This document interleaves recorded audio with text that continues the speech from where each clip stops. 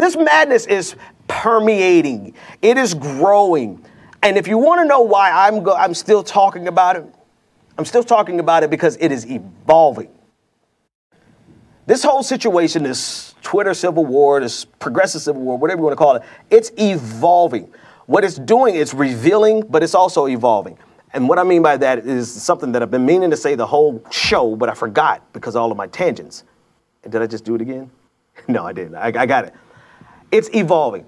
You are seeing more people right now come out and actually be exactly what the neoliberal center was saying they were all along. Racist, sexist, or if they're not racist and sexist, they don't care about your identity. And they want you to dismiss your identity. Why? Because you dismissing your identity precludes them from having to actually address the systemic racism, the bigotry, xenophobia, homophobia, and Islamophobia. Because if you actually have to address that, then they feel it's going to take away from them being able to criticize the DNC and the Democratic Party. This is the psychosis. And so now they've exposed themselves as people who really want you to forget about your identity. This is no longer about an individual in her article and her use of Mike Cernovich, a leader of the alt-right, as an example of the type of person that we should align with. This is about all of the hundreds and the thousands of people who are now vocally saying, I'm a progressive, but you should forget about your identity.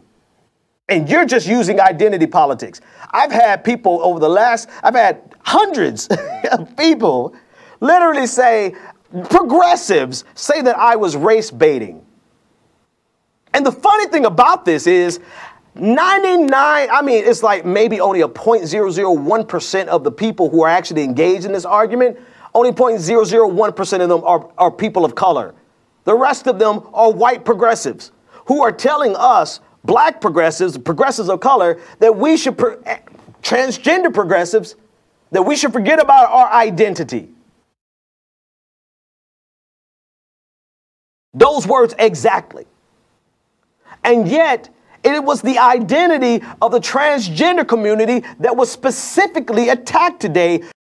This so-called progressive infighting civil war that people are tired of, it really matters. You know why it matters? Because we are revealing that there are some people who claim to be progressive that we simply will not work with. We cannot work with because their bottom line is not our bottom line. Our bottom line is the reality of people's individual and collective problems inside of this American system. Our bottom line refuses to ignore that the transgender community was attacked today in exchange for making it about American imperialism. We refuse to do that because they're real people. And we cannot work with people. And this is okay. I think this is what people are missing. It's totally okay that we're not going to be friends if we were ever friends. Because, some of the stuff that comes out of the abundance of people's hearts reveals the fact that you had a problem with me all along, but I digress. It's okay if we're not friends with everyone that calls himself progressive. It's okay that we don't all work together and that we quite literally can't work together. It's okay for a parting of the ways, and that's what this is, and we should accept it as that, or you do whatever you want to do, but for me and the Progressive Army, we're going to accept it as that. And what we accept is that there is a faction in the progressive movement that is so far gone, that is so batshit crazy, that is so unstable. The dumb left is a real thing. They are so far. I know people like, Ben, don't be mean. I can't. It's the truth. The psychosis is so far gone that they literally believe that the progressive thing to do is to align with Trump to beat the deep state at the expense of the transgender community today, the Hispanic and the immigrant community yesterday, today, and tomorrow, to the black community.